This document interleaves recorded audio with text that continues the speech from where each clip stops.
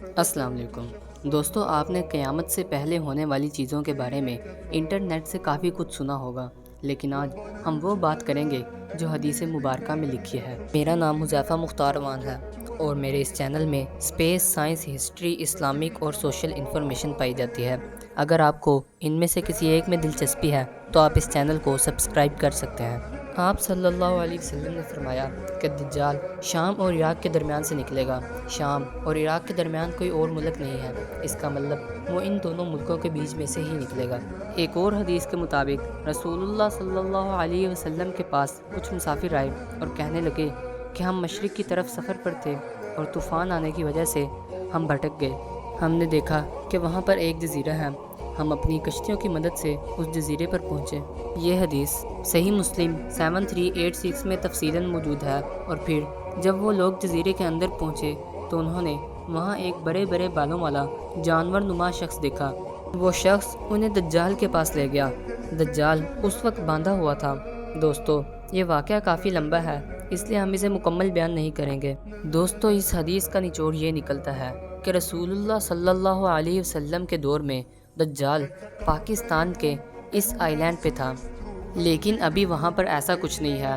یعنی کہ رسول اللہ صلی اللہ علیہ وسلم کے دور میں دجال اس جگہ پر تھا اور اس کا ظہور شام اور عراق کے درمیان سے ہوگا۔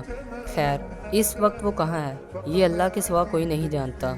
گھنگریالے بالوں والا، ایک آنکھ سے کانا، جس کے ماتھے پر کاف فا را لکھا ہوگا، وہ زمین پر 40 دن قیام کرے گا۔ ایک دن 1 سال کے برابر، اور دوسرا دن 1 مہینے کے برابر، اور تیسرا دن 1 ہفتے کے برابر، اور باقی کے دن عام ایام کے برابر ہوں گے۔ صحابہ کرام نے نبی صلی اللہ علیہ وسلم سے پوچھا، کیا جو ایک دن 1 سال کے برابر ہوگا اس میں 5 نمازیں کافی ہوں گی؟ تو نبی صلی اللہ علیہ وسلم نے فرمایا کہ نہیں، اس میں تم 1 سال کی نمازوں کا حساب لگا کر پڑھ لینا۔ صحابہ کرام رضی اللہ تعالی عنہ نے پوچھا کہ اس کے چلنے کی رفتار کیا ہوگی؟ تو نبی صلی اللہ علیہ وسلم نے فرمایا کہ اس بادل کی طرح جسے پیچھے سے ہوا دھکیل رہی ہو۔ وہ ایک قوم کے پاس جائے گا اور اسے دعوت دے گا تو وہ لوگ اس پر ایمان لے آئیں گے اور اس کی دعوت قبول کر لیں گے۔ پھر دجال ان کے لیے آسمان سے بارش برسائے گا اور زمین سے سبزہ اگائے گا، اور اسے چرنے والے جانور شام کو آئیں گے اور ان کی کوہان پہلے سے بڑی ہوگی اور تھن بڑے ہوں گے اور کوکھیں تنی ہوں گی۔ پھر وہ ایک اور قوم کے پاس جائے گا اور اسے دعوت دے گا، لیکن وہ لوگ اس کو رد کر دیں گے، یعنی اس کی بات نہیں مانیں گے، تو وہ وہاں سے واپس لوٹ جائے گا، لیکن وہ لوگ قحط زدہ ہو جائیں گے اور دن کا سارا مال کھو دیں گے۔ پھر دجال زمین کو کہے گا کہ اپنا سارا خزانہ نکال دے، اور زمین اپنا سارا خزانہ نکال دے گی۔ پھر وہ ایک شخص کو بلائے گا اور اس کے 2 ٹکڑے کر دے گا، اور پھر اسے کہے گا کہ دوبارہ زندہ ہو جا، اور وہ شخص دوبارہ زندہ ہو جائے گا۔ دجال کے اسی فعل کے دوران حضرت عیسیٰ علیہ السلام تشریف لے آئیں گے۔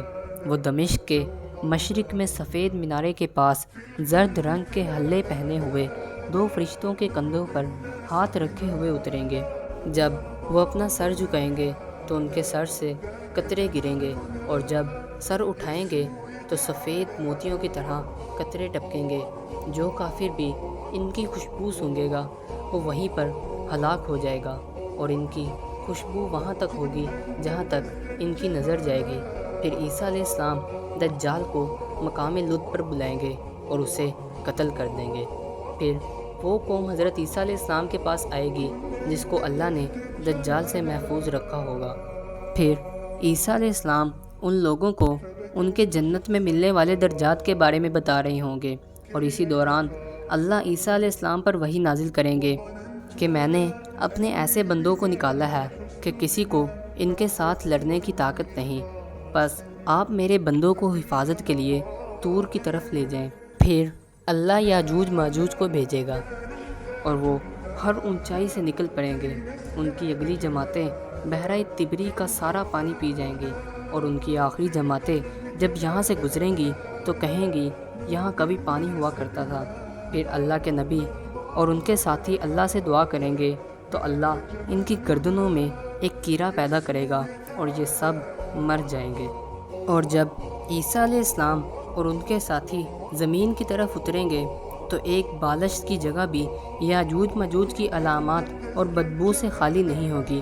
پھر عیسیٰ علیہ السلام اور ان کے ساتھی دعا کریں گے۔ پھر اللہ بختی اونٹوں کی گردنوں کے برابر پرندے بھیجے گا جو ان کی لاشوں کو اٹھا کر لے جائیں گے اور ایسی جگہ پھینک دیں گے جہاں اللہ چاہے گا۔ پھر زمین سے کہا جائے گا کہ اپنی ساری برکت لوٹا دے۔ تب اتنی برکت ہوگی کہ ایک انار بھی پوری جماعت کے لیے کافی ہوگا۔